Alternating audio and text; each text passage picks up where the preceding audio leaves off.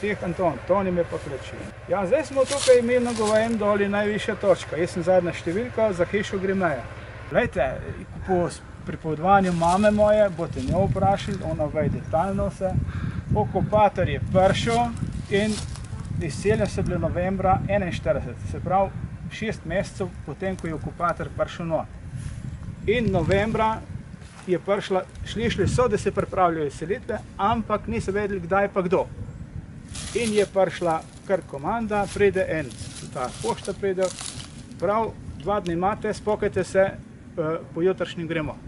In so mogli pobrati, kar so imeli, v kovčke, malo so dali kar v tiste rjohe zvezali pa na ramo, pa so šli s testem.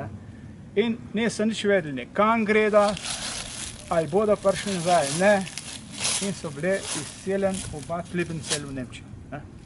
In gor je pa, mama je še hodila v šola, ki je bila mladoletna še takrat.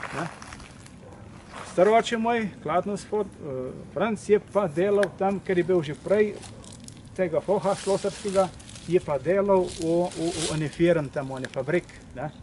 Pač, da bili so tiste, kaj s tvojim, karte, ali ko si je rekel, da so odmeli za preživetje, je tudi denar nekaj, tako da, ampak problem je bil pol, ko so začeli Američani bombardirati. Takrat pa mama pripoveduje, da je bilo pa groza. To si je po noči, in zmeraj se bombardirali po noč.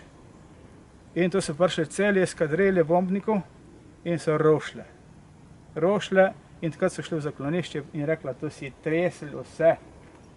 No in k sreči so preživeli. In ko je bilo konc vojne, so se vrnili septembra 45 šele. In so prišli domov, je bilo vse razrušeno. Mislim, hiša je bila brez okna, brez vrat. Streha je bila še tako malo razbita in tako sem in kaj. Ampak so bili srečni, da so prišli na dom. Vete, to je človek, ne glede, ne gledaš, ali imaš tega obleč, kaj boš. In so uspeli nekako preživeti tisto zimo. Ta betonski blok, tukaj je bila nemška opazovalnica. Vse te opazovalnice so bile na nemški strani. Italijanom ni bilo interesa, da bi to nadzirali mejo in so se bili bolj tako lahkotno vzeli vse skupaj. In zato so tudi malo mogli spokati. Nemci so pa tukaj to mejo resno vzeli, postavili opazovalnice, potke naredili, minirali, žico noter, vse, neprehodno je bilo, bili so samo uradni prehodi, tam je bilo treba pa se legitimirati. Kam greš, kdo si, kaj in kako. To ti je vse poznano. No in tle, v vsakem tem stolpu so 2 luknje noter. To veste, ne? In z teh luknj so šli gor visok drogovi, tle 2, tam 2, se pravi 4-8 drogov, gor, ki se je združilo v tako kočico, v tako hiško gor. In gor je bila opazovalnica. Z daljnogledom je stražar opazoval okolico, se pravi.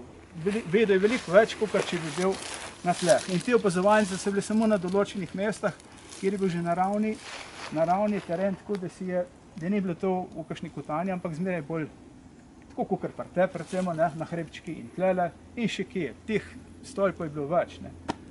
No in po vojni so pa to pač podarili, žico so kar zvalili v hosto, tam je dali še zdaj je testa kolot bil, sam je to vse zarjavel, lesti pokrov. Celo nemško čelada sem še najdel, lani sem jo najdel, če bi se želeli, jaz kad bi še najdel. Not za Grabnom je originalna nemška čelada, sam je tako že prerjavena, da je pač včasih jih uporabljali za zajemati gnojnico ali pa kakšno malto so tudi testi pilali in tako.